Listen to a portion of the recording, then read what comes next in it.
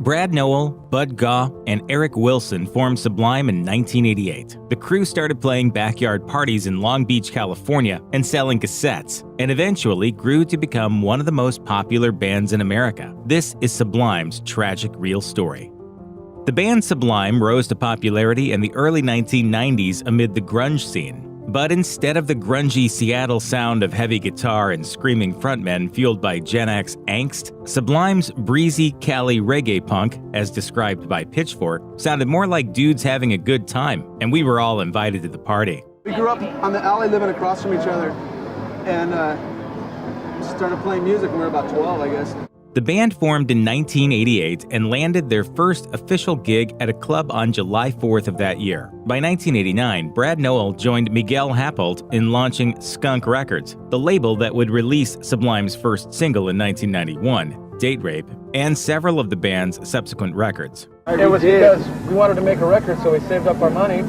We're all hard workers. In June 1992, Sublime released their iconic album 40 Ounces to Freedom on the label. But even though 40 Ounces to Freedom eventually nestled itself firmly into the music collection of many a Gen Xer and millennial, it didn't reach the height of its popularity until after the death of frontman Nowell, who died of a heroin overdose on May 25, 1996. Tragically, Nowell, who was just 28, left behind a new wife and baby boy. Nowell's son, Jacob, was born on June 25, 1995. Adding to the sadness of the situation was that Nowell had just married the mother of his son, Troy Dendecker, on May 18th, a week prior to his death. But as Dendecker told CBS Los Angeles, by then, Nowell's drug use was a serious problem that she didn't think he was going to be able to overcome. Dendecker told the outlet, "It got to a point where the boys were sick of babysitting him because of the addiction. I got the same way, and he needed to fight for it himself. I don't think Bradley would have made it no matter what because he was tired and he wasn't a fighter." Dendecker wasn't alone in her feeling that Nowell was going to die as a result of his addiction. According to Pitchfork, drummer Bud Gaw said of Nowell's death, "It wasn't a question of was it going to happen, it was a question of when it was going to happen." As Nowell's partying escalated into hard drug addiction, the band continued to release music and tour. In 1993, Sublime released Bad Fish, a song from 40 Ounces to Freedom, as a single, and in 1994, they released the album Robbin' the Hood. The record did well on college radio initially, according to AllMusic, but never reached the commercial status that 40 Ounces to Freedom or Sublime's 1996 self-titled album would ultimately achieve. Sublime was released in July 1996. 2 months after Nowell's death. Nowell's addictions may have been growing, but he was still making it as a musician and trying to be a father and husband. In the final months of Nowell's life, he, Gaw, and Wilson were busy cutting the album Sublime in Austin, Texas at Willie Nelson's Pedernales studio. But according to Rolling Stone, it was clear in those months that even though Nowell had tried to kick his heroin habit a few times, he was worse than ever. Paul Leary of the Butthole Surfers produced the album. He told Rolling Stone, "They're the sweetest bunch of guys, but it was chaos in the studio. There were times where someone had to go into the bathroom to see if Brad was still alive." At one point, Leary sent Nowell home to get it together. The Sublime recordings lasted from February to May 1996, when Nowell was found dead in the Ocean View Motel in San Francisco. Rock and Roll Roadmap reported that the singer was cremated and his ashes released in his favorite place to surf in Surfside, California. In the years after Nowell's death, Gaw and Wilson put out 2 albums as the Long Beach Dub All-Stars, before bringing guitarist and singer Rome Ramirez into the group in 2009 and renaming the band Sublime with Rome. By 2011, Gaw quit the band and drummer Josh Freese filled the opening. Freese left to play with Sting in 2017, and in 2019, Carlos Verdugo of the San Diego reggae unit Tribal Seeds joined the group. In an interview with Vulture, Wilson said that even though fans came out wanting to hear original Sublime songs in the beginning, this new Sublime was different. Wilson told the outlet, "We're not Sublime, we're Sublime with Rome. My favorite part of the show is when we're out there playing our new songs and people already know the lyrics. We're doing something there." It's been nearly 25 years since Nowell died, but the songs he recorded with Sublime, Santeria, Bad Fish, What I Got, still get regular play on rock radio. The butter-voiced singer's playfully comical lyrics left their mark on generations of music fans. The Nowell family is trying to honor Bradley's memory by helping others in the music community who are struggling with addiction. they created the Noel Family Foundation, which is working to open a 6-bed addiction recovery center called Bradley's House for people in the music industry who need help with substance abuse. And according to New Noise, the treatment would be free. To help fund the venture, in 2020, the foundation teamed up with Law Records and 24 bands to release an acoustic Sublime tribute album called The House That Bradley Built. And in February 2021, in honor of what would have been Brad Noel's 53rd birthday, 20 bands participated in a streaming concert to benefit the foundation. In August 2020, Brad's sister, Kelly Noel, told New Noise, "We want to honor his memory and help other families avoid all the pain we've had to go through. We've seen the challenges that musicians face in trying to get clean and stay clean. We thought this would be a good way to do that." If you or someone you know is struggling with addiction, please call the Substance Abuse and Mental Health Administration's 24/7 national helpline at 1-800-662-HELP. That's 1-800-662-4357. It's not surprising Rage Against the Machine, with their politically charged music, would encounter strife and challenges during their career. In fact, the struggles of the band members had a heavy hand in shaping their ideals. This is the tragic real-life story of Rage Against the Machine. Zach De La Rocha was born on January 12, 1970 in Long Beach, California. His father, Roberto Beto De La Rocha, was a muralist whose politically charged Chicano artworks with Los Four introduced the radical art style to the area. According to the LA Times, the elder De La Rocha was part of a landmark Chicano art exhibition in the mid-70s, but shortly afterward, he destroyed all his paintings and retreated from the art world for 20 years. The powerful messaging of these works was an early influence on Zach, one which would be later reflected in the socially aware and righteously angry music he'd write with Rage Against the Machine. De La Rocha's parents divorced when he was still a baby, and he was raised by his mother in the city of Irvine in Orange County. There, in an overwhelmingly white area, Zach experienced racism and bullying for his Mexican heritage. One particular incident in high school, during which a teacher casually used an anti-Latino racial slur to De La Rocha's classmates' amusement, reinforced for him the insidious nature of racism, as noted in Rage Against the Machine Stage Fighters. According to Joel McIver's book, Know Your Enemy, De La Rocha called Irvine, quote, "one of the most racist cities imaginable." Born in 1964 to a Kenyan revolutionary father and a white American activist mother, Tom Morello was known the world over as one of the great modern American rock guitarists, but it took a difficult upbringing to get him there. Like Zach De La Rocha, Morello's parents divorced when he was just 1 year old. Also like De La Rocha, Morello experienced racism and bullying, in his case, living in a 99.9% white town with his mother. According to Know Your Enemy, Mary Morello continued to devote herself to anti-racist and social justice causes, even as hostility toward her mixed-race family made it difficult for them to find housing. Both mother and son were harassed, with Mary sometimes finding objects related to the Ku Klux Klan in her office. One time, she also found a noose hung in their garage. Growing up, Morello was influenced as much by his personal experiences with racism as by the radical political ideas first introduced by his parents. The Black Panther Party was a regular topic of discussion during Morello's childhood, and he was drawn to the writings of its founders, Huey P. Newton and Bobby Seale. None of my heroes ever appear on the ballot. Unsurprisingly, music also heavily influenced his worldview, particularly bands like The Clash, who were using high-octane punk music to deliver criticism of U.S. foreign policy, economic injustice, and other radical messages that would later appear in Morello's music as well.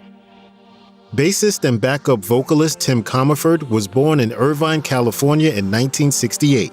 His father was an aerospace engineer, and his mother was a teacher and mathematician. In an early, devastating blow, Comerford's mother was diagnosed with brain cancer when he was just 7 years old. By the time Comerford was in 3rd grade, his mother could no longer help with or even understand his homework. She left to get treatment and stay with her sister in Sacramento, while Comerford's father remarried. Comerford had a difficult relationship with his family, particularly his father. He sometimes lashed out at or bullied other children, as noted in McIver's Know Your Enemy. Thankfully, he developed a friendship with Zach De La Rocha in high school. It was Zach who introduced him to the bass guitar and inspired him to find healthier outlets in poetry and music.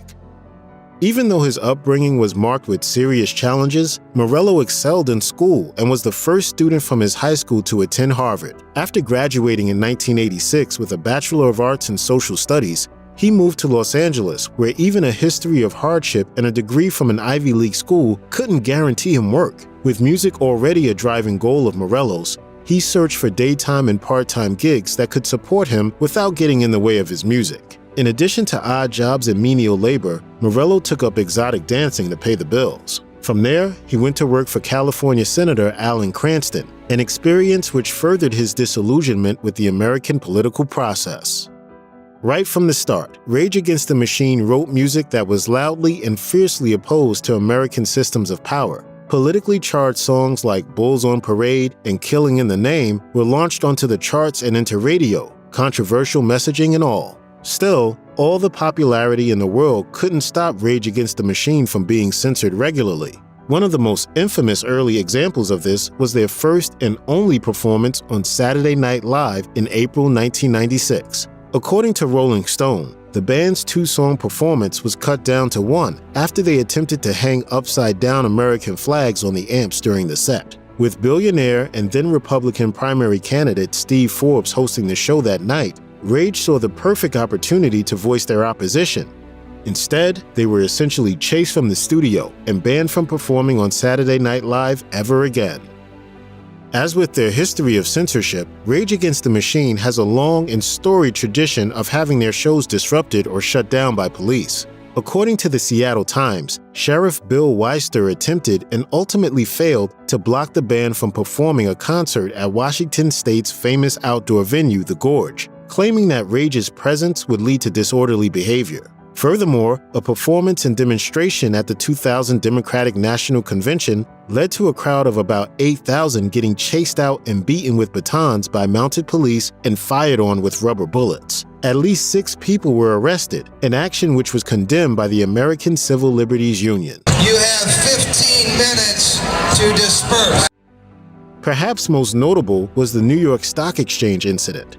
According to Rage Against the Machine, the band was in front of the building filming a music video for Sleep Now in the Fire, helmed by documentary filmmaker Michael Moore. Police eventually arrived and ordered the makeshift concert shut down, detaining and removing Moore. Rage Against the Machine, along with members of the crowd, attempted to enter the building, and in an incredibly rare occurrence, the New York Stock Exchange's security doors slammed shut, with the entire exchange closed an hour early. By 2000, the pressure on Rage Against the Machine was building to a breaking point. Between pleasing their hungry fans, making their music industry handlers happy, and avoiding police violence and national censorship here and there, it's a wonder that the band didn't break up earlier. In October 2000, Zach De La Rocha announced that he was leaving the band. According to E! Online, De La Rocha felt the band's decision-making process wasn't working and was undermining their, quote, artistic and political ideal. But the decision was very difficult, and it took a heavy toll on De La Rocha. The rest of Rage Against the Machine, meanwhile, wasn't interested in breaking up. Comerford, drummer Brad Wilk, and Morello issued a statement following the one from De La Rocha, saying that they were committed to writing groundbreaking music that would inspire political and social change. In their search for a new lead singer, the band found Chris Cornell of Soundgarden and formed Audioslave in 2001. That band too would reach critical and commercial success, although their music was notably not political. Audioslave released 3 albums before breaking up in 2007. Shortly after a reunion in 2017, Cornell took his own life. If you or anyone you know is having suicidal thoughts, please call the National Suicide Prevention Lifeline at 1-800-273-TALK 8255. After leaving Rage Against the Machine, Zach De La Rocha continued to be a prolific songwriter and collaborator. He formed a short-lived duo called One Day as a Lion with John Theodore of the Mars Volta, appeared in Run the Jewels songs, and worked on solo music. Some of De La Rocha's unreleased material from these collaborations is the stuff of legend. According to MTV, there are almost 2 whole albums worth of music from an early 2000s partnership between De La Rocha and Trent Reznor that has yet to see the light of day. De La Rocha was creatively restless and frequently unsatisfied, often remaining elusive for long stretches of time following his departure from Rage Against the Machine. De La Rocha would go on to reunite with his Rage Against the Machine bandmates at Coachella in 2007 and played around 50 shows with them over the next 4 years. However, he continued to go his own way.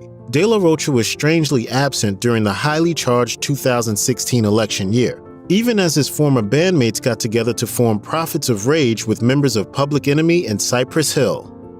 Following the terrorist attacks on September 11, 2001, broadcasting company Clear Channel released a memo with a long list of music that was considered, quote, lyrically questionable for the radio. Included on the list were every one of Rage Against the Machine's songs.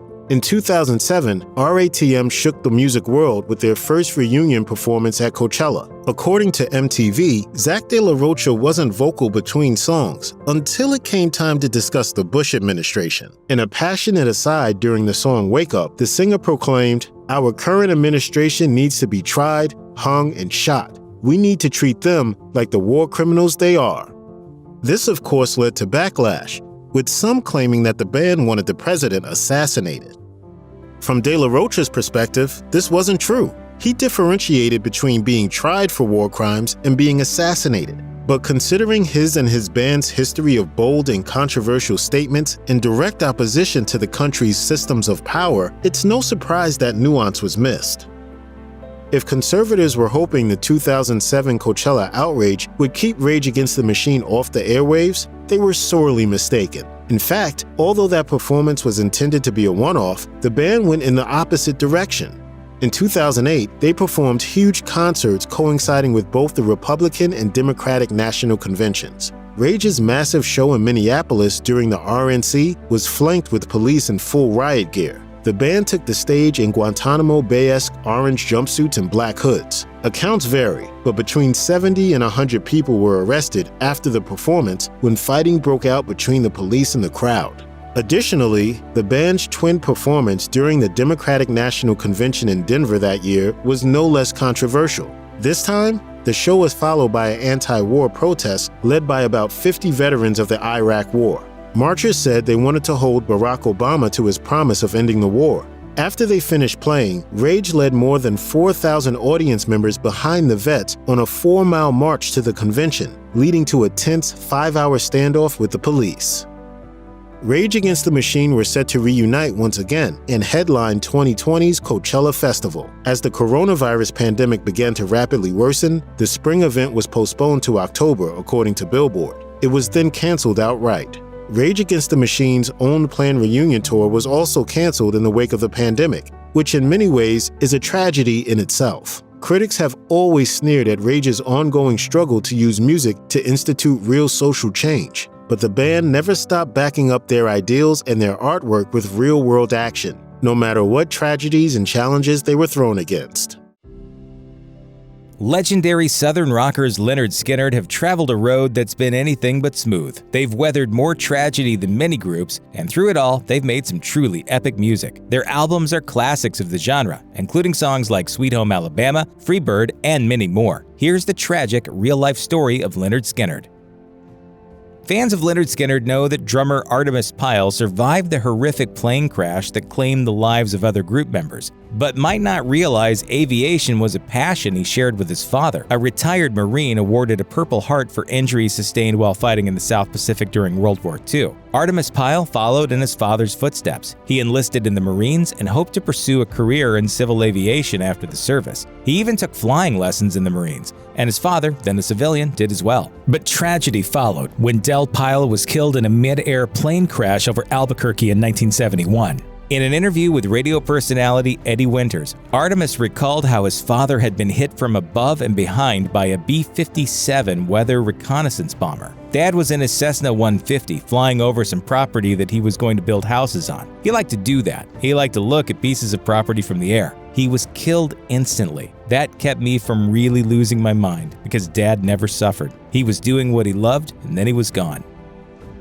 A lengthy feature story in Spin magazine back in April 1999 detailed the tough road Lynyrd Skynyrd took to achieving their dreams as a band, as well as the rough ways bandmates treated one another all along the way, often resorting to violence to address their issues. The violent tendencies started before anyone knew who the band was, and it didn't stop when the fame came. There were stories of fighting in public and in private, of going on stage with bruises, bandages, and missing teeth. Introducing seemingly endless tours and a stable supply of drugs and alcohol into the proceedings didn't help. Take the story of a bar fight in Munich. It sprawled across the city and followed the band back to the hotel, where singer Ronnie Van Zant broke a bottle over the head of a Skynyrd roadie and used the shards to slice up guitarist Gary Rossington's hands. The show went on, though. Rossington played the next night with bandaged hands, as did Van Zant, who broke some bones punching someone somewhere along the way. And that's just one incident in the history of the strange and volatile rock and roll family. One of Ronnie Van Zant's last great songs, That Smell, was in direct reference to Labor Day weekend in 1976. That's when Gary Rossington drove drunk and wrapped his new vehicle around a tree, injuring himself badly in the process. Van Zant told the Los Angeles Times, "He passed out at the wheel of his brand new Ford Torino. He knocked down a telephone pole, split an oak tree, and did $7,000 worth of damage to a house. That's being just plain stupid. I told him that on his hospital bed." He also told him so in That Smell, which he wrote with guitarist Alan Collins. Some speculate, though, that Van Zant was speaking as much to himself as he was to Rossington and his other bandmates when he wrote the song. Skynyrd biographer Mark Rabowski wrote that at the time, the singer was an avid indulger in cocaine and quaaludes, but he was also at a point in his life where he was starting to rethink that lifestyle. Van Zant told the Los Angeles Times, "For the first time, I'm really thinking about the future. I'm 27 now and I've got a baby girl, and I plan to stick around and watch her grow up." On October 20th, 1977, as they prepared to embark on a flight to Baton Rouge, several members of Lynyrd Skynyrd and their entourage were nervous about flying in the band's leased Convair 240 and had expressed reservations to Ronnie Van Zant. His reported response was eerie. "Hey, if the Lord wants you to die on this plane, when it's your time, it's your time. Let's go, man. We got a gig to do."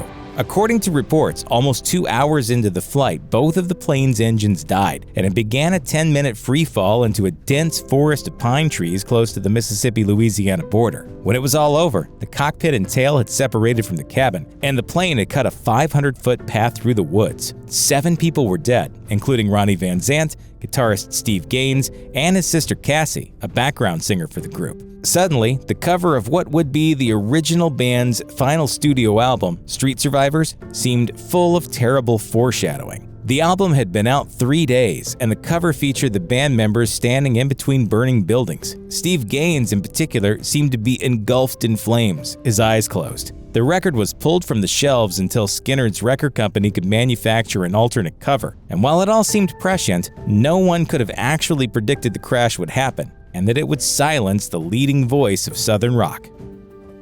Of all the survivors of the Lynyrd Skynyrd plane crash, Alan Collins seemed to be the most unlucky and the most self-destructive. Doctors had wanted to amputate his arm after the crash, but his father, acting on Collins' behalf, refused to give them permission. According to the band's biographer, even after recovering, both Collins and Rossington suffered from terrible nightmares and survivor's guilt, and both self-medicated with copious consumption of cocaine, booze, and quaaludes. They also eventually made music again, forming the Rossington-Collins Band with several other Skynyrd bandmates, making a record and hitting the road on yet another rock and roll tour. Days into the band's first tour, Collins' wife, Kathy, suffered a hemorrhage during a miscarriage and died, devastating the already vulnerable guitarist. His drinking and drug use accelerated, and a rift developed between him and Rossington. The Rossington-Collins Band lasted only 2 years, after which Collins' indulgences wound up having dire consequences. He had a number of alcohol and barbiturate-fueled car crashes, one of which, in 1986, took the life of his girlfriend and left him paralyzed from the chest down. When surviving members of Lynyrd Skynyrd went out on a tribute tour in 1987, Collins was unable to perform, relegated to being wheeled out on stage several times per show to give speeches on why he couldn't play and on the dangers of drugs and alcohol. He died in 1990 of complications from pneumonia at 37 years old.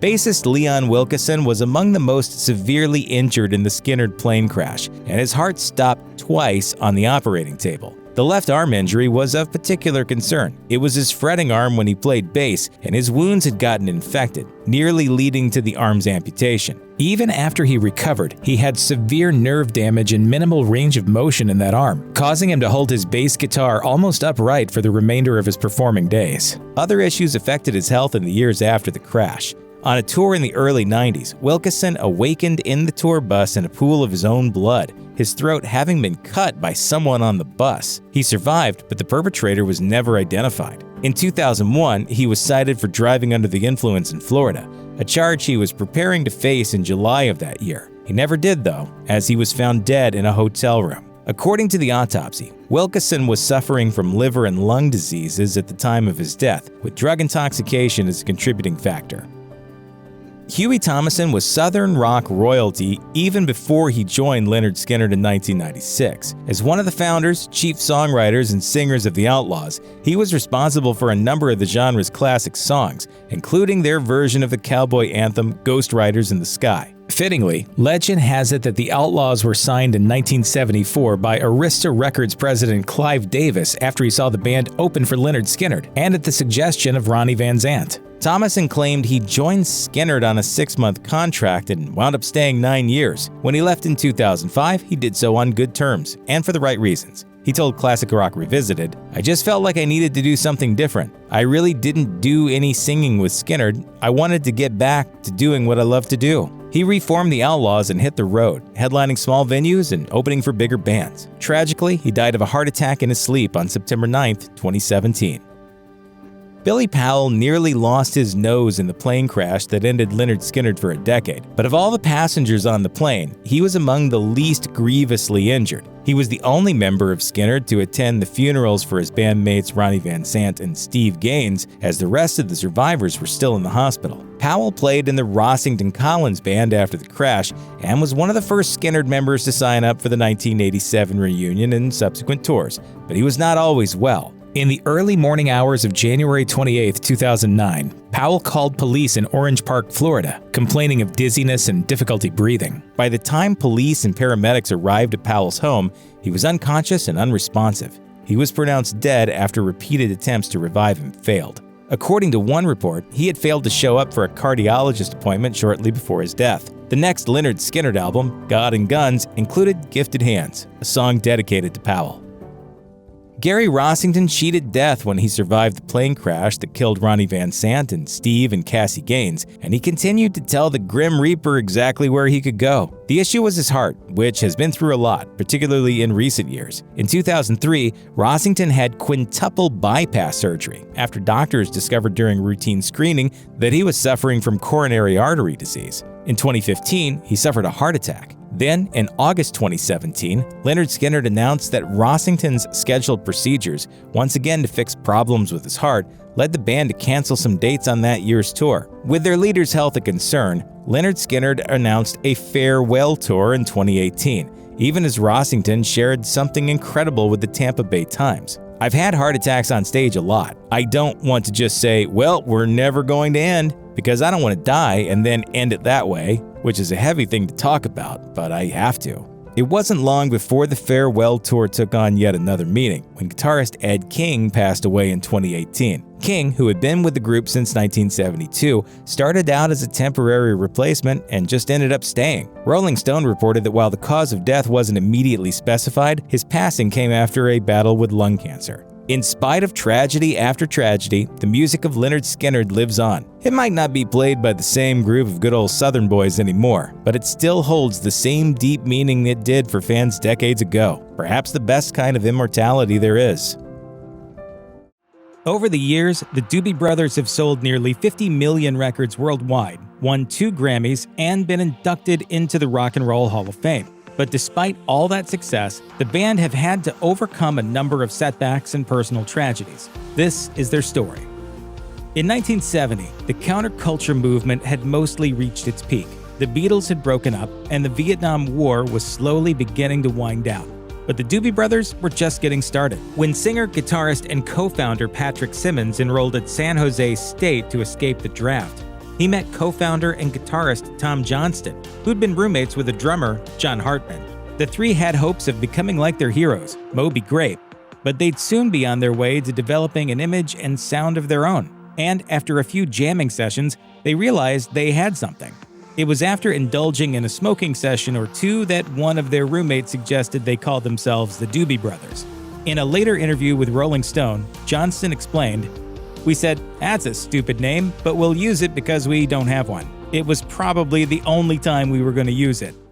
And we did use it that night, and we never stopped using it, so it just kept on going. In the same interview with Rolling Stone, Simmons admitted, "It was dumb, but it was cool in a way. We did smoke a lot of pot." During their early days, the Doobie Brothers played shows at a former stagecoach stop in the Santa Cruz Mountains called Chateau Liberté, which was also a hangout for hippies and the Hells Angels. Because the Doobie Brothers had their own brand of biker style at the time, they had little trouble fitting in with the Angels, who often attended their gigs. And naturally, they liked to make an entrance. In an interview, Tom Johnston once explained, "They used to ride their bikes up steps and in through the front door, bombed out of their minds and swinging whips. They'd park in the living room. It was standard procedure." The Hells Angels would spend plenty of time with the band, at shows and in the recording studio, often drinking Jack Daniels in the control room while the band recorded. While the band was touring, playing shows to larger crowds, and partying in between venues, Tom Johnston's drug use was getting out of control.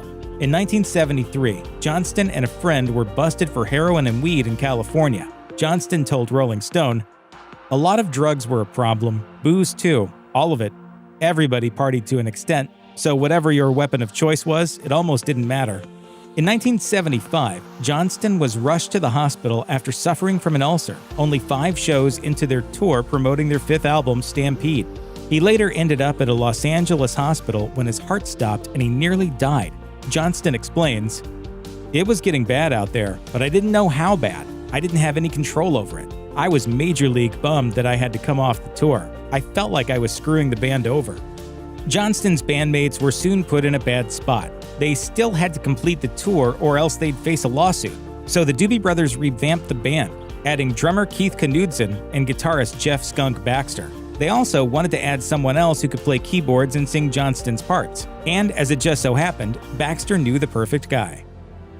While Tom Johnston was on his downward spiral, future Doobie brother Michael McDonald was in LA, trying to make a name for himself as a keyboard player and songwriter. It was during this period that he realized he'd have to sell cocaine in order to make connections in the music industry. As he later told Rolling Stone, "If you were the guy who had a gram in your pocket, you were golden." McDonald would sell coke to musicians, and basically anyone else who would give him money to pay his bills. Not long into his side gig dealing drugs, however, he got high on his own supply, later saying, "I only wound up snorting it all." In 1971, McDonald got busted, but his sentence was brought down to a misdemeanor. After briefly playing with Steely Dan, McDonald was asked by fellow bandmate Jeff Baxter to temporarily join the Doobie Brothers, who were looking to complete their tour after Tom Johnston left to deal with his health issues. So McDonald flew out to Louisiana, joined the band, and added piano parts to the songs as he sang. When Johnston didn't come back, the band kept McDonald and let him contribute to the songwriting. McDonald added a number of songs, including "Takin' It to the Streets," which quickly became a hit. After that, Doobie Brothers' sound, band, and reputation only grew. As the Doobie Brothers continued to grow, they found themselves in need of a way to travel the skies, in true rock star fashion. So naturally, the band were given their own private plane, which later became known as the Doobie Liner. While it wasn't as luxurious as most rock stars' planes, the Doobie Liner was a perfect fit for a band who partied as hard as they did in between shows. A Martin 404 once used by Eastern Airlines, the plane was pushed to the limit just as much as its passengers. Patrick Simmons later said, "You could smoke weed on the plane. Nobody cared. We had a full bar and drinks and chicks. It was a party in the air pretty much continuously." Eventually, someone came up with the idea of filming the Doobie Brothers experiencing zero gravity while on the plane for their 8th studio album, Minute by Minute. This led to one of the band's worst experiences ever. Michael McDonald remembers, "There's nothing worse than someone hurling while there's zero gravity. You're watching the vomit quiver in midair. Then the gravity goes back into play and it lands on someone." Sadly, the footage for this particular incident was never made public. We do talk to each other a lot, and we talk about possibly playing together again, but as of right now, we don't have any plans. After nearly 10 years together, the Doobie Brothers began to lose steam. The band members felt they weren't the same band they used to be, and Michael McDonald was stressing members out with his fears about living up to what he believed were the band's own high standards. Josh Hartman later recalled, "Everything was falling apart. I remember sitting in a rehearsal in California and hearing Michael say he didn't want to get out of his car because of some anxiety." McDonald himself says, "My basic fear was that I didn't have what it took to do what people expected I could do for the band. That was always my biggest fear, that what we were doing was not befitting a band like the Doobies." It wasn't long before both Hartman and Jeff Baxter quit. After that, the band members were able to more easily look back at who they were and what they had become, and it seemed clear enough that the Doobie Brothers were coming to an end. The Doobies embarked on their first farewell tour in the summer of 1982. Over the years, the Doobie Brothers lineup has changed a number of times, and sadly, many ex-Doobies have since passed away. Michael Hossack, who was a member of the Doobie Brothers between 1971 and 1973, passed away from cancer in 2012. Hossack had reunited with the band in 1987 and played with them until 2010 as his health declined. Meanwhile, drummer Keith Knutson passed away in 2005 from pneumonia, having joined the Doobie Brothers in 1974. Knutson reunited with the band in 1993 and played with them for years. Bobby LeKind, who joined the band in the late 70s, played percussion for the Doobie Brothers after working for the band's lighting crew. LeKind reunited with the band again in 1989, but passed away in 1992 from cancer. Dave Sjogren, who played bass and co-founded the band in the early 70s, passed away in 1999 from pneumonia. Then, saxophonist Cornelius Bumpus, who joined in the late 70s, passed away from a heart attack in 2004. Bumpus also played with other popular bands and released a number of his own solo albums. Since their first breakup, the Doobie Brothers have reunited on numerous occasions, often playing to thousands of loyal fans around the world. The group really hit the big time in 2020, however, when the band was given a residency at the Venetian Resort in Las Vegas, where they were expected to make as much as $300,000 each night. However, as the band was in the middle of their shows, Tom Johnston was hit with a serious illness that he thinks might have been COVID-19. Johnston said he had a dry cough, fatigue, and shortness of breath. Months later, he explained, "Nobody was even talking about testing at that point in February, so it could have been COVID, we'll never know." But Johnston's illness wasn't just a disappointment for the band, it was also an upset to the fans who could have seen Michael McDonald and Johnston back on the same stage for their first gig since 1976. Sadly, this wouldn't be the end of the Doobie Brothers' 2020 woes. After fans had waited for years to see the Doobie Brothers perform for their 50th anniversary tour in 2020, the band were forced to reschedule until 2021 due to the coronavirus pandemic. In an announcement, the band said, "This decision has been made with the health and safety of the Doobie Brothers fans, crew, and local employees in mind." Even worse, the Doobie Brothers induction into the Rock and Roll Hall of Fame was postponed. The band have been eligible to be inducted since 1997, but this was the first time they were actually nominated.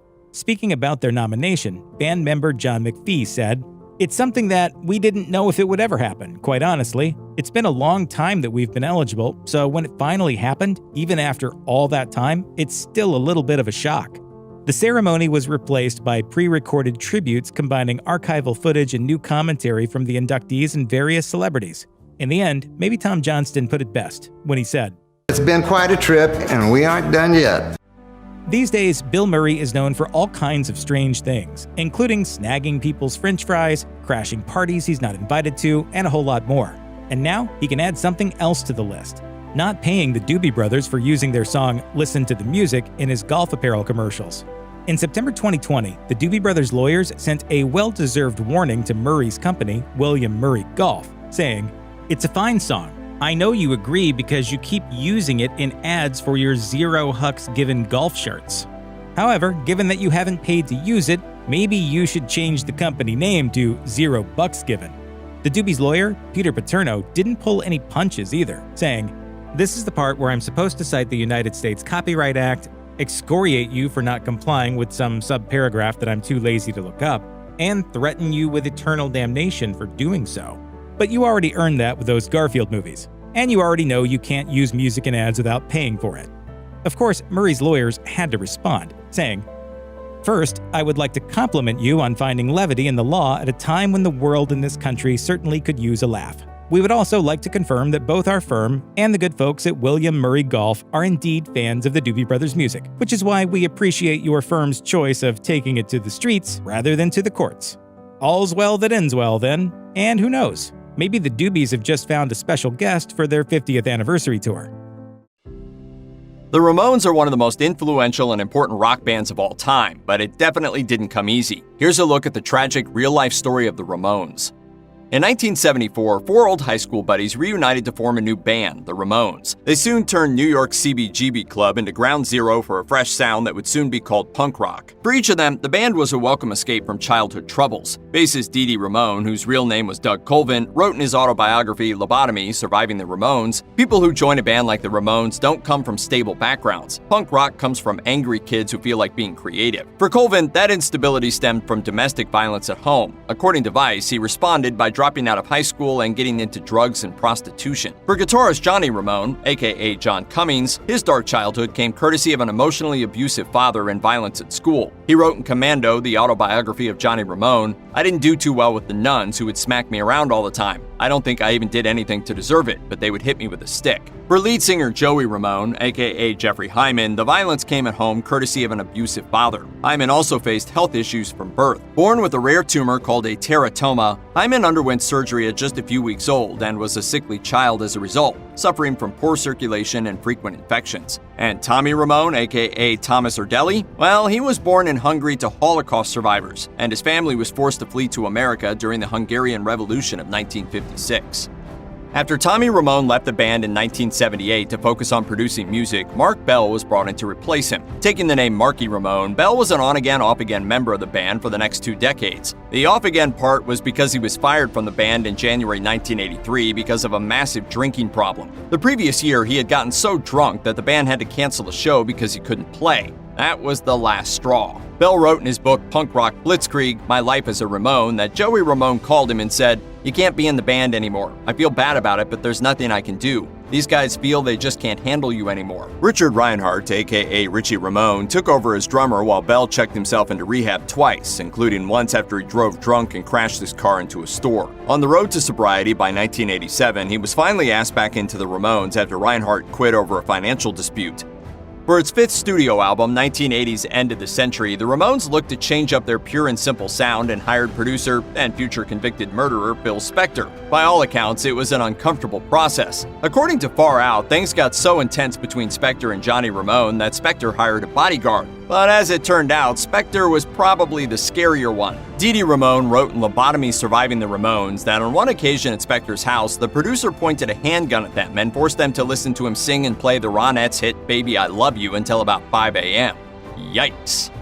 Though they started as the best of friends, according to Marky Ramone's tell-all book, the band didn't remain that way for long. Bell wrote that original drummer Tommy Ramone quit the band due to bullying, and he further claimed that Johnny and Joey weren't even on speaking terms for most of the band's 22-year history, and refused to even sit near each other in the tour van. Why? Well, Johnny apparently once slapped a woman Joey was dating, and later he stole Joey's girlfriend of 2 years and ended up marrying her. Joey reportedly never got over the heartbreak, and according to the New York Times, he and Johnny never reconciled before Joey's untimely death. Sadly, none of the original Ramones are still with us, as all 4 passed away young. Iconic frontman Joey Ramone was the first to leave us. Diagnosed with lymphatic cancer in 1995, Joey finally succumbed to the terrible disease on April 15, 2001, at just 49 years old. Just 1 year later, in June 2002, the band lost its second founding member when Dee Ramone was found unresponsive by his wife. Doctors were unable to revive him. The cause was an accidental heroin overdose. He was just 50 years old. Sadly, just a few years later, Johnny Ramone also passed away from cancer. The lead guitarist for the Ramones was a rarity in rock music. He stayed clean and sober throughout the band's long run. But in 1998, he was diagnosed with prostate cancer. The disease ravaged his body for years, and he faced tremendous and constant pain for the final months of his life, before finally passing in September 2004 at the age of 55. Finally, the last member to leave us was the first to leave the band. Tommy Ramone, who had quit the Ramones back in the 70s, passed away from bile duct cancer in 2014 at the age of 65. There aren't a whole lot of musical acts you know by name that basically have zero radio play, but you sure know the Dead, thanks in large part to their devoted legions of Deadhead fans that kept showing up at concerts for decades. But the Grateful Dead's transformation into one of the most beloved touring acts in the world was definitely a long, strange trip. For all of the positivity the band embodied, they were also beset by a series of unfortunate incidents, controversies, and, ironically enough, deaths. Here's the tragic story of the Grateful Dead. Childhood trauma. When lead guitarist Jerry Garcia was 5 years old, a wood chopping accident severed a large chunk of the middle finger on his right hand, which he later claimed improved his ability to play the guitar. The same year, Garcia's father drowned during a fishing trip, and he and his brother were sent to live with their maternal grandparents. Eager to see the world, Garcia decided to enlist in the Army at the age of 17, but it didn't pan out. Garcia made it through basic training, but was given the boot that December, sending his life in a new direction. Woodstock flop. There were many iconic performances at Woodstock in 1969, but the Grateful Dead set wasn't one of them. By the time they took the stage, the band was ridiculously high, but their love of intoxicants was only the first in a series of mishaps that led to a lousy performance. On the night the Dead were scheduled to perform, rainstorms had turned the stage into a death trap. After a delay of several hours, the band was finally given an all clear and a reassurance that they wouldn't be electrocuted. By then, they were all on LSD, and recordings of the set reveal long breaks between songs, drug-fueled banter, and overall confusion that led to a sloppy 40-minute performance of Turn On Your Love Light. The band managed to get through 5 tracks before their amps overloaded, and they finally called it quits. Pigpen departs. Ron Pigpen McKernan was a founding member of the Grateful Dead and the first to pay the ultimate price for his vices. While the rest of the band explored inner consciousness with LSD, McKernan opted to stick with alcohol, and lots of it. In 1970, his doctor told him to stop touring with the band and fight his addiction. McKernan returned to the band in late 1971 and stayed through their 1972 European tour. Then his health took a turn for the worse. His final appearance with the band was at the Hollywood Bowl in June 1972. A year later, at just 27, internal hemorrhaging ended his life. His landlady discovered his corpse in his apartment 2 days later. Musical amnesia. Garcia struggled with smoking, drugs, and overeating for most of his life. These destructive habits began to get the better of him in the mid-'80s. According to the LA Times, in July 1986, an untreated abscessed tooth resulted in an infection, which led to a diabetic coma that lasted 5 days. I just laid down one day and didn't get up. When Garcia regained consciousness, he'd lost the ability to play the guitar and had to relearn all his songs and solos. Amazingly, the band was back to performing live by December 1986, 5 months after he emerged from the coma. Another keyboardist lost. After keyboardist Keith Godchaux left the band in 1979, the impressively bearded Brent Midland joined the Grateful Dead. Midland proved to be an asset through the 80s, a skilled keyboardist and a deft songwriter, penning a large portion of what would become their final studio effort, 1989's Built to Last. Midland's life ended in 1990 at the age of 37 after a lethal dose of heroin and speed. Losing Jerry. After surviving his diabetic coma in 1986, Garcia seemed like he was finally ready to kick his old habits. In December of 1987, he welcomed a baby daughter, his 4th child. His struggle to lose weight and quit smoking continued in the years that followed. In the summer of 1995, he checked into a drug treatment facility in Forest Knolls, California, and never checked out. A little over a week after his 53rd birthday, Garcia passed away in his sleep. They never quite hit it big. The Grateful Dead were undeniably popular, but they never enjoyed what you might call mainstream success. The closest they ever came to a chart topper was Touch of Grey, a 1987 track that made it as far as number 9 on the Billboard charts. Their albums didn't fare much better. The only studio album to make it into the top 10 on Billboard's album charts while the band was together was 1987's In the Dark. This was joined in 2017 by a live performance from 40 years earlier, Cornell 5877, which debuted at number 10. The Grammys weren't kind either, but the Dead did win Grammy Hall of Fame awards in 1999 and 2016, and a Lifetime Achievement Award in 2007. Poor Billboard performance didn't hurt their sales, though. As of 2014, they'd sold over 35 million albums. Rainbow Gate. Surviving band members gathered for a series of farewell concerts in 2015 dubbed Fare Thee Well, celebrating 50 years of the Grateful Dead. They did only 5 shows, but made over $52 million. The concerts were legendary, but according to Time, many tickets, initially priced between $60 and $200, were snatched up by scalpers and resold at outrageous prices. The negative press was severe. Rolling Stone called the series a cash grab, and Billboard even critiqued a rainbow that appeared over the crowd during the first show. Rumors claimed it was simulated and had cost the band $50,000. We may never know. A fatal game of Russian roulette. On-stage deaths and a high-speed motorcycle crash are just a few of the tragedies that have haunted the members of Chicago. Terry Kath was a founding member of Chicago, playing hard-charging guitar on the band's first 11 albums. While not always the frontman, Kath helped form the band's sound and identity. His tragic death devastated Chicago, both professionally and personally. As his bandmate Robert Lamb told the Chicago Tribune, Terry really drove the band rhythmically. His importance to this band could never be underestimated. Kath attended a party at the home of Chicago road crew member Don Johnson. After a day of drinking, and after all the other guests had left, Kath brought out the handgun he regularly kept on his person. He started to spin it around and play with it, much to Johnson's consternation.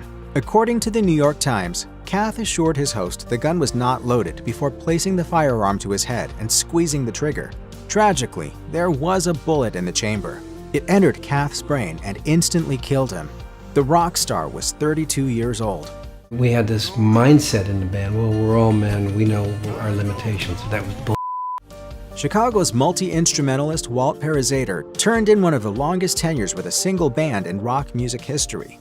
In 1967, he teamed up with a few fellow music students from DePaul University and formed the group Chicago Transit Authority.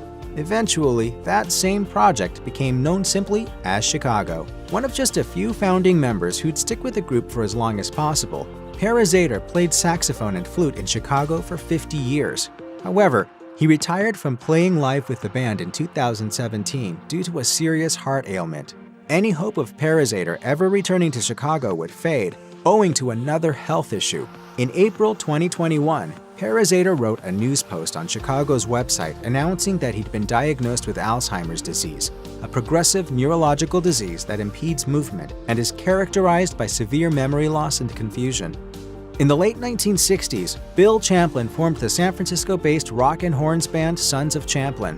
In 1981, the instrumentalist took his guitar, keyboards, and voice over to the similarly orchestral Chicago right as they were evolving into a mainstream pop band.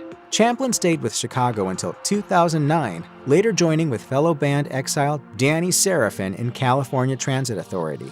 The supergroup played a series of cancer research and treatment benefit concerts in 2018, a cause which was of particularly personal importance to Champlin. In 2014, Champlin's son, musician Brad Champlin, was diagnosed with esophageal cancer. 2 years later, he died at age 51. Unsurprisingly, this was a heartbreaking blow for his father. Just one day before his son's death, Bill Champlin received his own cancer diagnosis. Already in mourning, he spent a year away from music to treat advanced stage cancer through radiation, chemotherapy regimens, and surgery.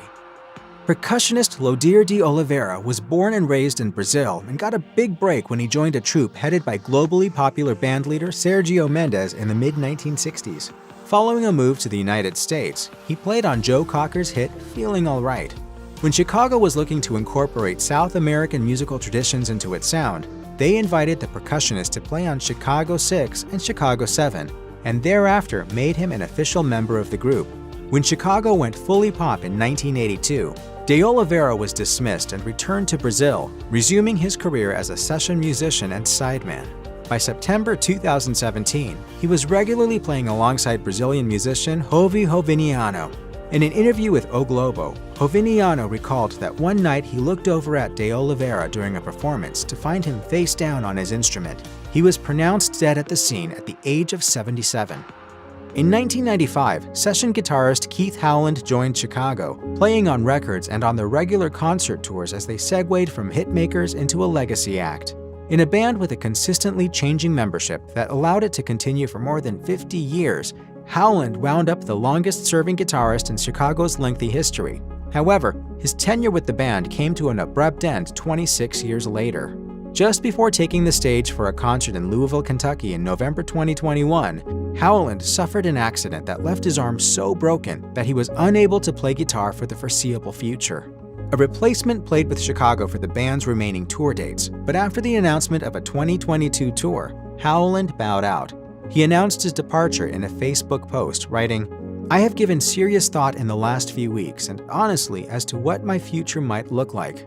I can't play the guitar right now, and it's probably going to be several months before I can get back to anything normal." Over the first 2 decades of Chicago's career, Peter Cetera was the group's breakout star. Primarily a bass player, he also took lead vocal duties on some of the band's best-known songs, including 25 or 6-4 and If You Leave Me Now. In 1985, he left the band to pursue a very successful career as a soft rock balladeer. And then musically, we just sort of parted ways. In July 1995, after moving to a new record label and recording his 5th studio album, Cetera was involved in a severe vehicular crash. He told the Los Angeles Times, "I got in this pretty serious motorcycle accident. I had 60 stitches in my face, and I spent the next 2 to 3 months I was originally going to go on the road just sort of wondering what my face was going to look like." Cetera recalled that he had been traveling at about 55 miles per hour on his motorcycle when the crash occurred. While he's got some scars from the incident, the bassist considers himself fortunate to have survived. Following the departure of Peter Cetera in 1985, 23-year-old Jason Scheff joined Chicago as the band's new lead singer. According to the Saratogian, at the same time, Scheff was grappling with what he'd refer to as youthful bad habits, chiefly a dependency on alcohol that he picked up during long stretches of unemployment. When he made it into Chicago, he found that he was still drinking so heavily it began to affect his entire life. Less than a year after joining Chicago, Scheff told his bandmates mid-tour he needed to take a break to seek treatment. He told the Santa Clarita Valley Signal he entered a rehab facility in 1986. Members of Chicago were hesitant to let Scheff go. The band initially tried to talk him down from departing, but he left for treatment anyway.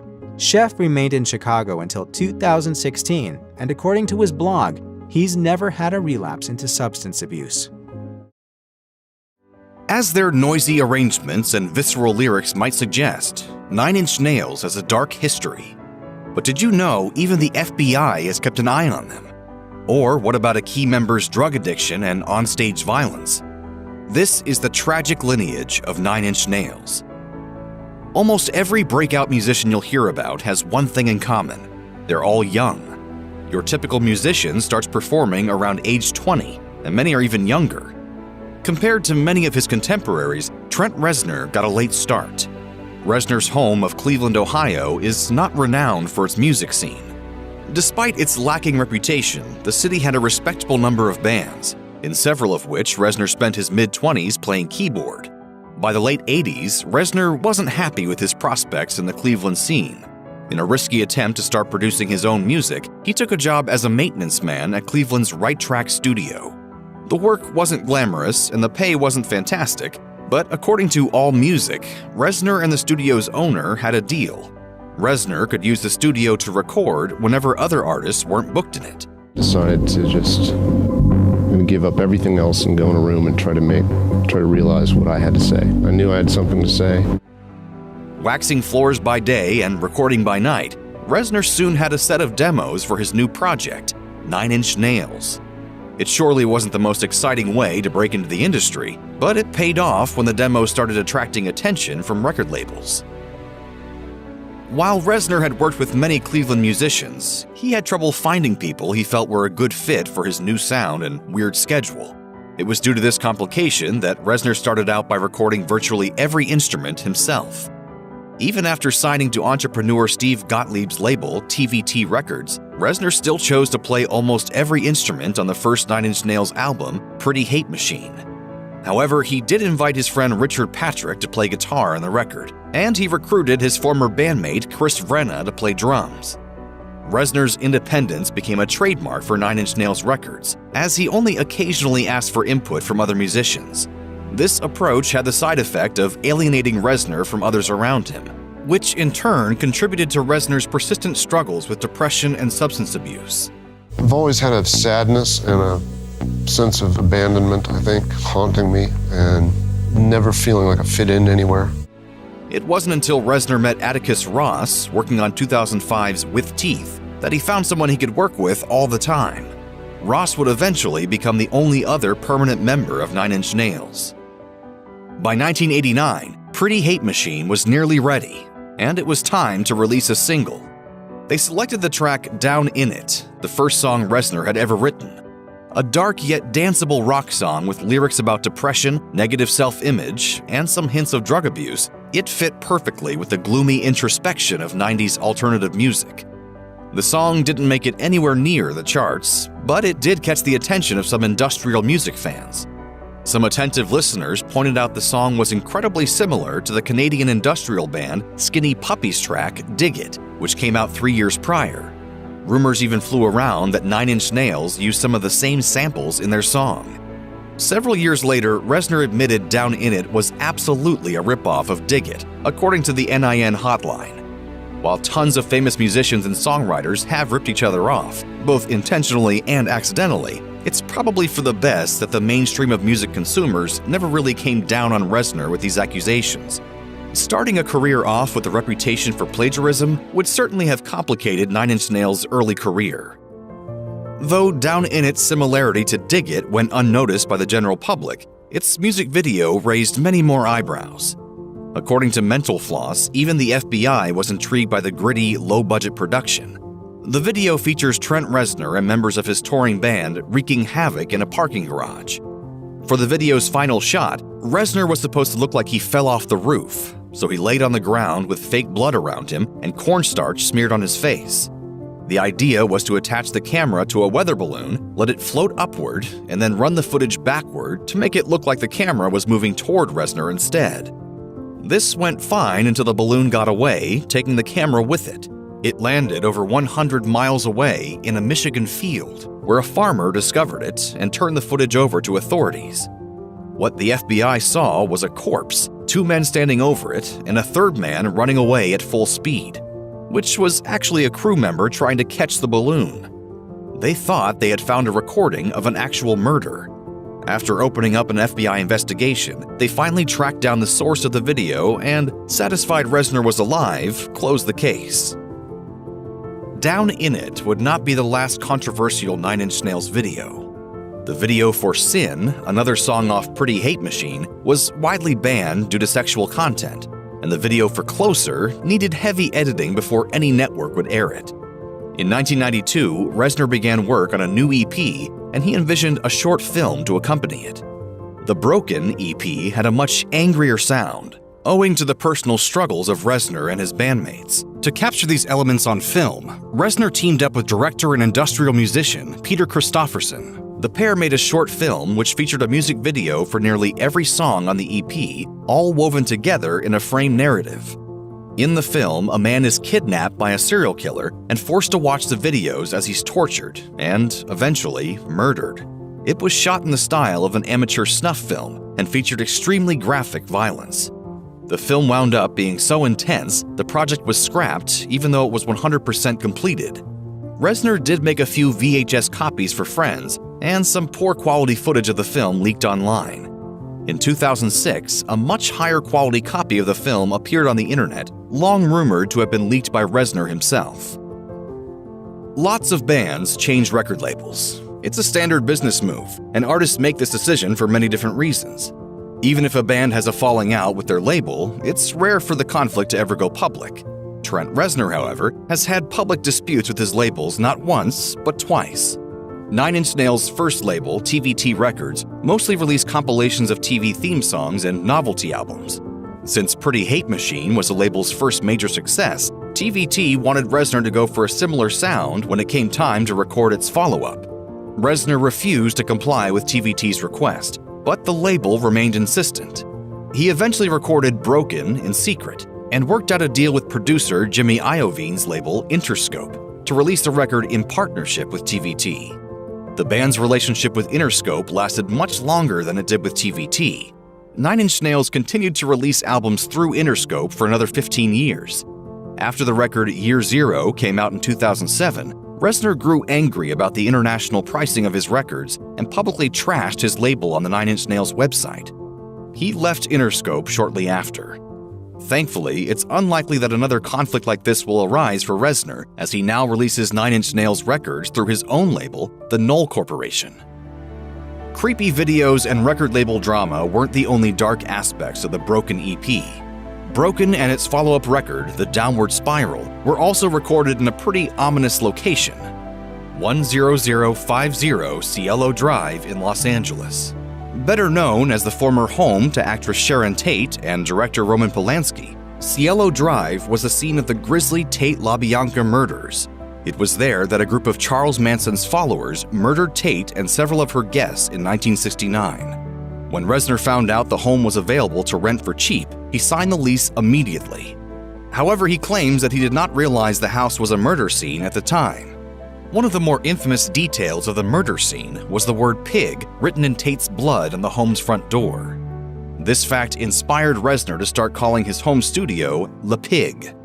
Whether Reznor intended to use Cielo Drive as a publicity stunt or not, his residence in the LA home backfired when Sharon Tate's sister Patty paid him a visit. She accused Reznor of trying to exploit her sister's murder by living in the house. Shortly after their conversation, Reznor moved out. A few months later, the house was demolished and a new one was built on the same lot. By far, Nine Inch Nails' most popular album, The Downward Spiral, spawned numerous singles and sold almost 4 million copies, bringing the band worldwide attention. To this day, The Downward Spiral is one of the most critically acclaimed albums of the 90s and continues to stand out from Trent Reznor's immense discography. What many more casual listeners might have missed is that The Downward Spiral is a concept album, much like Pink Floyd's The Wall or The Who's Tommy. When I started working on Downward Spiral, I kind of approached it as a big chunk of work rather than 10 songs that just happened to be written at the same time. Unlike its more operatic predecessors, the concept behind The Downward Spiral is particularly dark. The songs and lyrics are all meant to tell the story of a man's slow descent into depression and self-destruction. The protagonist grows angrier at himself, religion, and his personal relationships as he falls deeper into self-loathing. There's no happy ending either. The album's final songs, the title track and Hurt, strongly imply the main character succumbs to his depression and suicidal urges, ending his own life. On its own, the song Hurt also has another famous connection to mortality. Country legend Johnny Cash released a cover of it just a few months before his death in 2003. Throughout the 1990s, Trent Reznor dealt with a heavy addiction to alcohol and cocaine. This wasn't exactly a secret, as a number of the band's songs directly reference substance abuse. This led to a lot of destructive behavior on his own part, such as frequently ending the band's live shows by destroying equipment on stage. This habit often led to Reznor and touring members of Nine Inch Nails suffering moderate injuries, occasionally even a broken bone. Basically, it looked like Reznor was a ticking time bomb just waiting to go off. The last times I played, the last year of touring in 2000 was being sick every single day and lying to myself and living in this terrifying world of being physically addicted to something. Reznor's struggle with addiction culminated in 2000. While on tour in London, Reznor mistook China white heroin for cocaine and overdosed. The mix-up nearly killed him. He woke up in a hospital unaware of what had happened to him. His aides had found him in his hotel room and managed to sneak him out a back entrance to maintain his privacy. After Reznor recovered, he went into rehab and has since quit hard drugs. On April 20th, 1999, teenagers Eric Harris and Dylan Klebold attacked their own high school, killing 12 students, 1 teacher, and injuring more than 20 others. In the aftermath, while searching for answers as to why these two seemingly normal boys had done something so terrible, the media seized upon the pair's love of 2 things: violent video games and dark music. While accusations about music influencing violent actions mainly fell upon rock star Marilyn Manson, a former collaborator of Trent Reznor's, Nine Inch Nails and several other industrial bands were also targeted. It turns out both boys were fans of the band, quoted their lyrics, and even referenced the unreleased Broken movie in journals and other writings before the shooting. This led to renewed criticism of violent lyrics and music, a conversation which eventually led to the parental advisory label appearing on many albums. The critique of Nine Inch Nails and their contemporaries faded as time passed after the killings. However, Reznor and several other bands did end up being the subject of congressional hearings in 1999. If you or anyone you know is having suicidal thoughts, please call or chat online with the National Suicide Prevention Lifeline at 1-800-273-TALK. That's 1-800-273-8255. Or text HOME to the crisis text line 741-741. The Who's success was nearly cut short when one of them nearly killed another band member in a drunken fight, and the instigator may not be who you'd expect. Born in 1945, young Pete Townshend spent the first few years of his life in a West London area hit hard by German bombing raids during World War II, which had ended just a few months after he was born. Death permeated daily life. He told the Daily Telegraph, "When I was 4, I lived in a house where 12 people had died. We played in bomb sites. We'd find bits of bodies, skeletons, and watches every day." When he was 5, his parents split up and sent him to spend 2 years with his maternal grandmother. Townshend told Rolling Stone that it was a nightmare. "I would go to the shop with my grandmother and buy myself a toy, and she would take the toy and put it in a cupboard. Then when my mother came to see me, my grandmother would make me get all the toys out as though I'd been playing with them. Then when my mother had gone, I'd have to put them all away again. She was a complete head case." Townshend said that the relationship with his grandmother is the one part of his life he hadn't really come to terms with. And in Pete Townshend, Minstrel's Dilemma, he explained that he kind of didn't want to. "If I was able to go into regressive hypnosis and either find some terrible trauma or nothing at all, it would be equally damaging to me as an artist." Like Pete Townshend, whose singer Roger Daltrey was also born in England toward the end of World War II. According to the rock star's memoir, Thanks a Lot, Mr. Kibblewhite, he was a tough teenager prone to starting fights, making trouble, and bugging teachers. On his 15th birthday, he was expelled from school. He wrote, "It had probably been on the cards for a while. I'd been caught smoking. I'd been caught playing truant. I was disruptive in class because I just wanted to be left alone by these teachers." It is all that frustration. You do feel that you're not understood, you're not heard. I call it my Tommy period. But the instigating incident that caused his headmaster to toss him out was when he brought his air rifle to school. In the locker room after soccer practice, another kid grabbed Daltrey's gun and fired it. The pellet ricocheted off a wall and into a kid's eye. The student who actually fired the gun wasn't punished, while Daltrey, as the owner of the gun, received 6 smacks to his rear end as well as expulsion. The Who experienced its commercial breakthrough in 1965 when its singles Anyway, Anyhow, Anywhere and My Generation hit the top 10 in the United Kingdom. The band was on its way to fame and fortune, but it almost all came to an abrupt end. During a difficult tour in 1966, Keith Moon's substance abuse problems grew worse, and when Roger Daltrey discovered Moon's cache of intoxicating pills, he flushed them down a toilet. Moon, wielding a tambourine, confronted Daltrey, but the singer quickly took care of the situation by punching his drummer right in the nose. Daltrey said in Roger Daltrey, the biography, "It took about 5 people to hold me off him. It wasn't just because I hated him, it was because I loved the band so much and thought it was being destroyed by those pills." Pete Townshend and John Entwistle believed Daltrey had not behaved properly, so they fired him. But after one show without him, the band's management convinced them that they needed Daltrey, and he was welcomed back. While getting ready to hit the road in support of Quadrophenia in 1973, MCA Records ordered The Who to make a promotional film. That ate-up time Roger Daltrey would have rather spent on actual music-related tasks. And when he mentioned to Pete Townshend how annoyed he was, the guitarist came unglued. Daltrey wrote in his memoir, Thanks a Lot, Mr. Kibblewhite, "Pete, fueled by the best part of a bottle of brandy, went off like a firecracker. He was up in my face, prodding me. 'You'll do what you're well told,' he sneered." Sensing a fight, the band's roadies held Daltrey back from physically retaliating, only for Townshend to prod them to release the singer. Daltrey wrote, "Let him go," screamed Pete. "I'll kill the little They let me go. But Townshend had seriously miscalculated. After he threw a guitar at Daltrey's head, Daltrey leveled Townshend with an uppercut. Townshend fell and cracked his head on the ground. Daltrey later recalled, "I thought I'd killed him." Feeling immediate and immense guilt, Daltrey rode with Townshend in the back of the hospital-bound ambulance, holding his hand the whole time. I just love to fight. Still do. One night in January 1970, Keith Moon and a group that included his friend and driver Neil Boland attended the opening of a Hatfield, England pub called the Red Lion. Also in the bar that night, a group of what Rolling Stone called jeering skinheads. When things got too intense, Moon and his party tried to leave and made their way to the drummer's waiting Bentley, but their escape attempt turned to tragedy. The locals threw rocks at the car, then attempted to flip it as Boland tried to drive away. In the chaos, Boland wound up outside of the vehicle and Moon took the wheel. As the fighting continued, Boland became caught underneath the car and was dragged for some distance. Boland was pronounced dead at a local hospital, and Moon was initially charged with drunk driving, driving without a license, and driving without insurance. He was cleared of everything, with the judge telling the drummer, "You had no choice but to act the way you did, and no moral culpability is attached to you." Moon reportedly never shook the guilt of accidentally killing Boland. His mistress, Pamela Des Barres, later told The Sun, "One night when we were in bed, he broke down and started to cry, calling himself a murderer. He would wake up screaming. It was so sad because it was obviously an accident, but he blamed himself."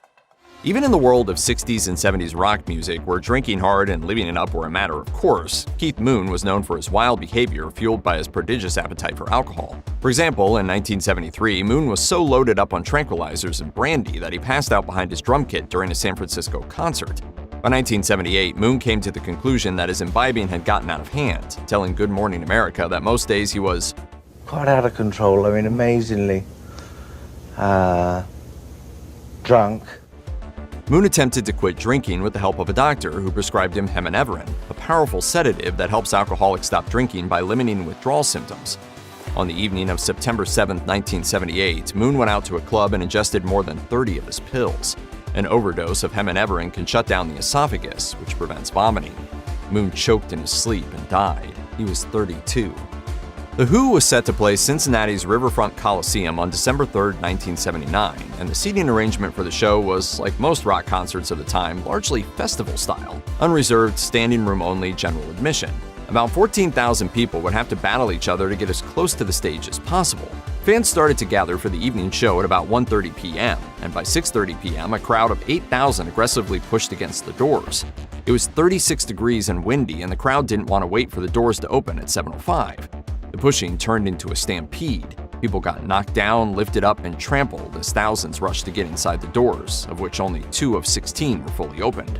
The concert proceeded normally, but just before the scheduled encore, The Who's manager Bill Curbishley told the band to do that part of the show quickly because something very bad had happened. At the conclusion of the show, Curbishley told his clients that the pre-show stampede had proved fatal. 11 people died that night. A few weeks later, the Cincinnati City Council passed a law that banned festival seating at concerts in the hopes of preventing another unspeakable tragedy. Labeled the loudest band on Earth, The Who once set a record for concert noise. The band's concert on May 31, 1976 in London reached 126 decibels, which is just slightly above the threshold for causing pain and injury to the ears. Playing at or near those levels every night for decades left all 3 of the longest surviving members of The Who with serious to severe hearing problems. Pete Townshend's tinnitus got so bad that the band canceled the spring 2010 tour, and he now reportedly wears hearing aids in both ears.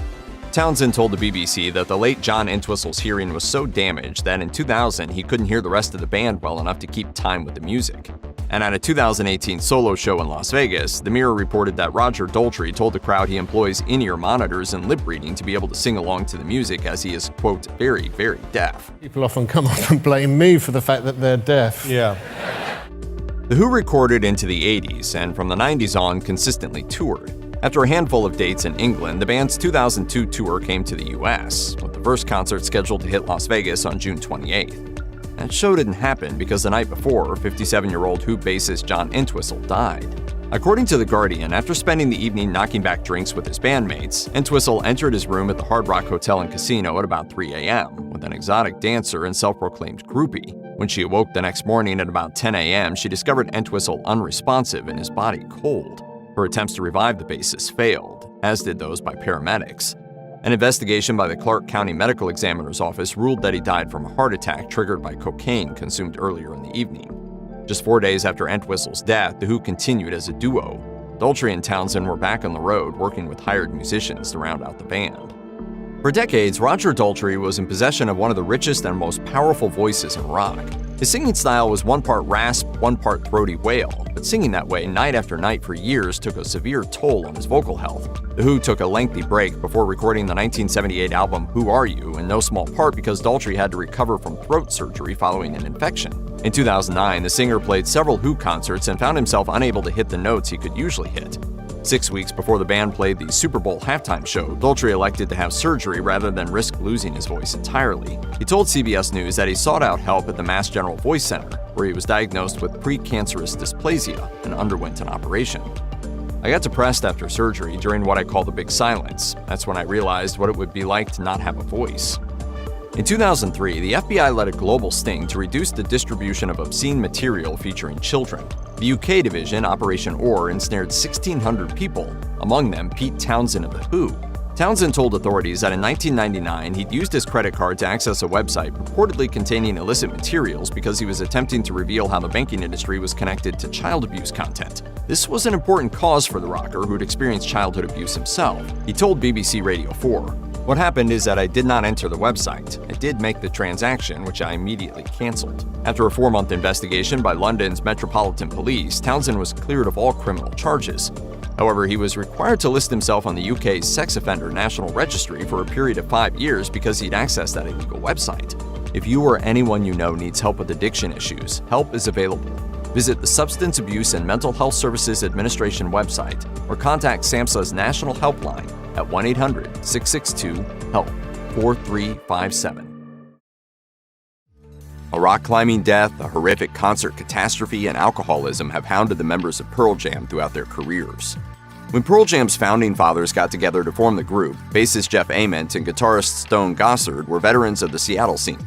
They had played for seminal proto-grunge rockers Green River and later for Mother Love Bone, a glam-infused hard rock act fronted by Andrew Wood. Following Wood's fatal heroin overdose in 1990, Ament and Gossard dealt with their grief in different ways. Ament pursued a graphic arts career while still playing music on a smaller scale, while Gossard pushed forward with his musical ambitions, this time opting for heavier songs than the ones he helped create with Mother Love Bone. Meanwhile, Gossard's friend Mike McCready was upset over the recent disbandment of his own group, Shadow. He had started playing in another band when Gossard heard him playing and invited him to join his yet unnamed project. The two guitarists clicked perfectly during a series of informal jams, and when Ament joined the duo, the seeds were planted for what would turn out to be one of the most influential bands of the 1990s rock scene. Soon after the band's early rehearsals, Jeff Ament, Stone Gossard, and Mike McCready brought in 2 new members to complete the lineup, drummer Dave Cruzan and singer Eddie Vedder, who was then establishing himself as an up-and-coming musician in San Diego. Of course, we now know that Vedder would essentially define Pearl Jam's sound as their lead singer and one of their primary songwriters. And one of the earliest signs the Seattle-based bandmates knew they were working with someone special was when he provided lyrics to Gossard's Dollar Short demo and transformed it into the song we now know as Alive. The lyrics stand out because they tell a fictionalized account of an unforgettable moment in Vedder's life. For much of his youth, he believed that his mother's husband, Peter Mueller, was his birth father, only to find out in his teens that Mueller was actually his stepfather. Vedder's birth father was a man named Ed Severson, whom he had mainly known as a family friend and had since died of multiple sclerosis. Speaking to Howard Stern in 2020, Vedder said that while this revelation surprised him, he was somewhat relieved to learn the truth, given his contentious relationship with his stepfather. You know, it was a shock, but I was so grateful in a way. Before they hired Soundgarden's Matt Cameron in 1998, Pearl Jam went through a series of drummers who each left after just a short time with the band. Dave Cruzan was the first of those drummers, having played on Pearl Jam's 1991 debut album 10, but he left soon after the making of the album. Speaking years later to Rolling Stone ahead of Pearl Jam's 2017 Rock and Roll Hall of Fame induction, Cruzan opened up about why he really left the group. He admitted, "I'm an alcoholic. I had really been just sick of my disease at that point and could just not stop drinking." Cruzan, who left right before Pearl Jam broke out as a force to be reckoned with in the Seattle grunge scene, told Rolling Stone that missing out on this success was not that hard for him. Following his stint with Pearl Jam, Cruzan spent time with a few other familiar names in rock, including Candlebox and Unified Theory. Dave Cruzan was not the only Pearl Jam member who faced substance abuse issues in the 1990s. Guitarist Mike McCready was in a similar situation following the success of 10 and Pearl Jam's 1993 follow-up album Versus, turning to drugs and alcohol as he struggled to cope with the band's increasing popularity and critical acclaim. He eventually checked into a rehabilitation center in Minnesota. I was in a rehab place called Hazleton right there. 2 years of drinking and all sorts of different things. He met bassist John Baker Saunders while in rehab. Together with Saunders, Screaming Trees drummer Barrett Martin, and Alice in Chains frontman Lane Staley, the now sober McCready formed the supergroup Mad Season, which released one album, Above, in 1995. The McCready credited Mad Season in a 2013 interview with Pop Matters for helping him recover from his substance abuse issues. He wasn't able to record a follow-up album with the band. Saunders overdosed on heroin in 1999, and Staley was found dead in 2002 after years of drug addiction. McCready told the outlet, "I thought Mad Season would be the antidote to my friend's health troubles. In hindsight, I realized everyone has to figure out their own issues by themselves." Well, the Seattle Rockers are back with their first album in 4 years, and they have just kicked off a world tour in Europe.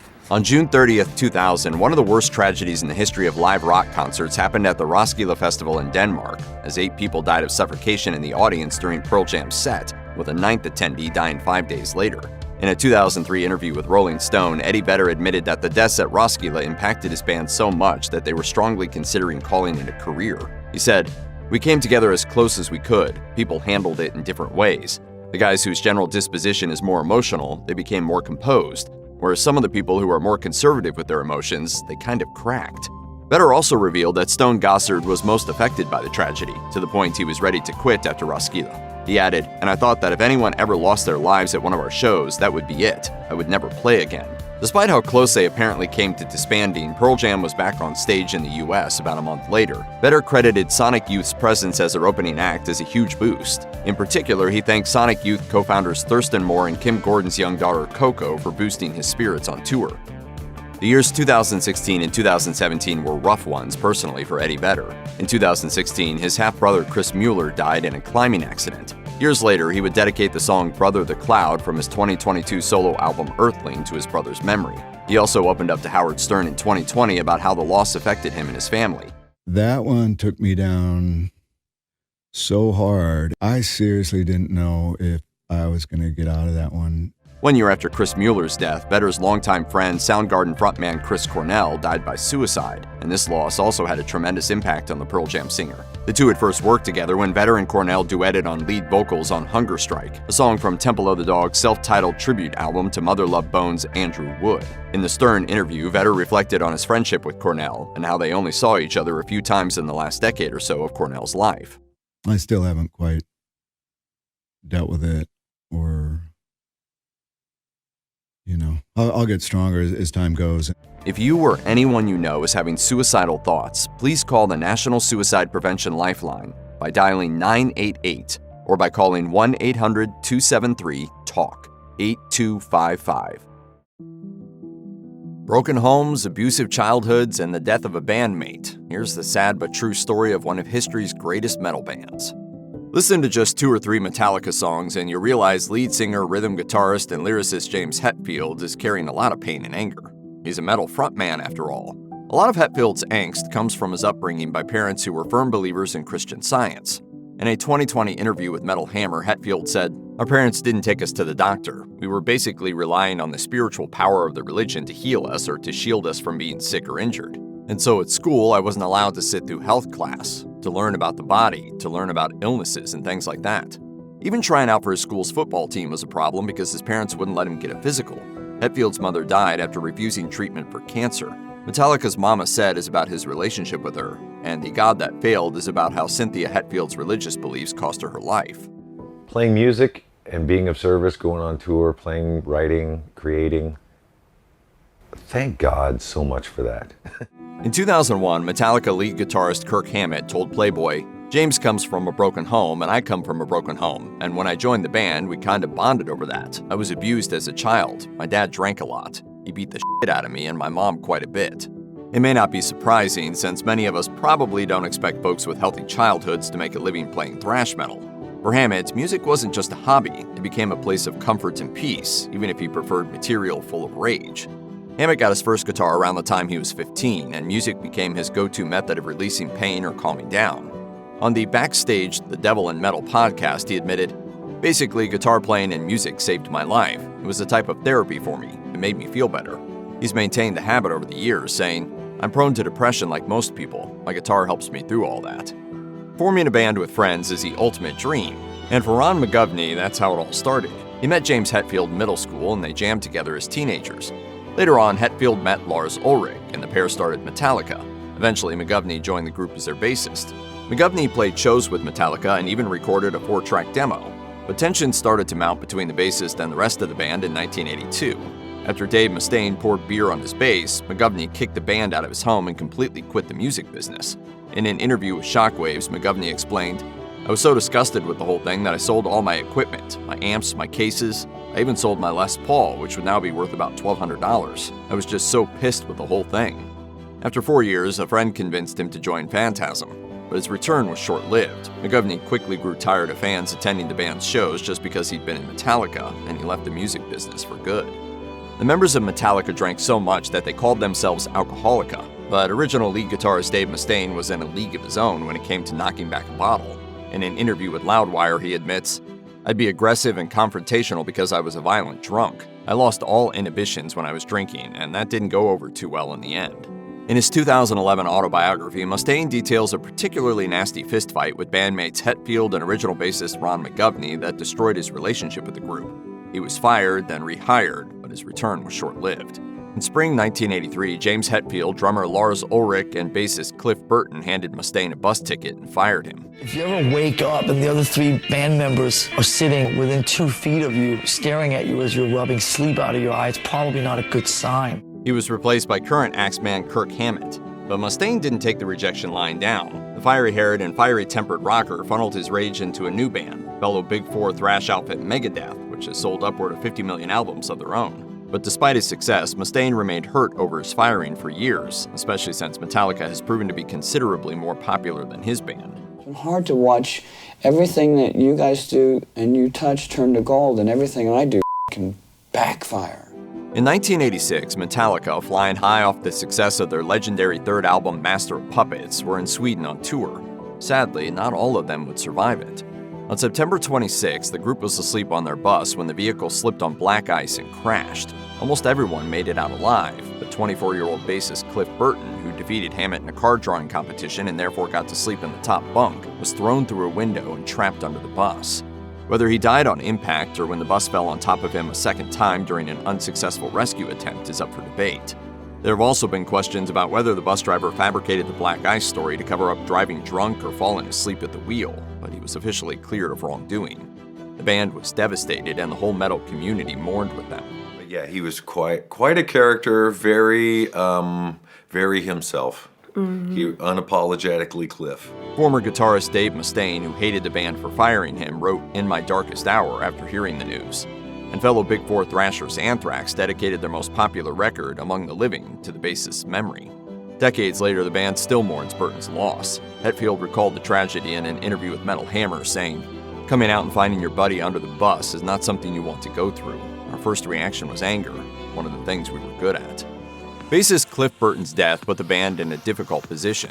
Not only were they devastated at the loss of a friend, but they had to figure out how to go on as a band. I think you will never, ever, ever find a permanent bass player. They auditioned replacements and ultimately tapped bassist Jason Newsted for the position. For Newsted, joining one of the most respected metal groups of the day was a dream come true, but it wasn't a cakewalk. Getting hired was one thing, being accepted was another matter entirely. Newsted endured hazing that would have made the worst college frats blush. He told Loudwire that 11 days into being in the band, he was tricked into eating a spoonful of wasabi in Japan. Newsted's new bandmates even turned down his bass to nearly inaudible levels on 1988's Injustice for All. He eventually earned their respect by taking it on the chin and doing his job. Still, it was rough going for a while.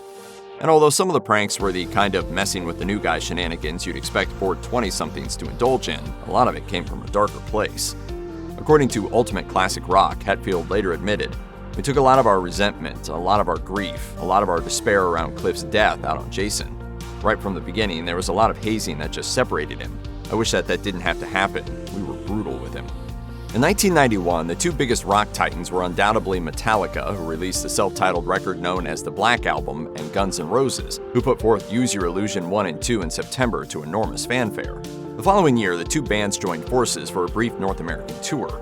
It made sense on paper for two of the biggest bands on earth to share a bill, but the partnership was fraught with drama and controversy, largely due to the antics of Guns N' Roses frontman Axl Rose. One night in Montreal, it all fell apart.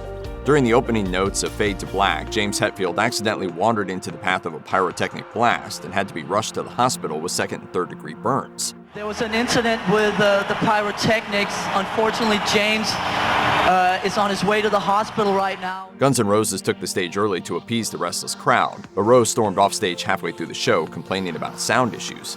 The crowd lost it. The ensuing riot spilled into the streets, where fires were set and cars were overturned.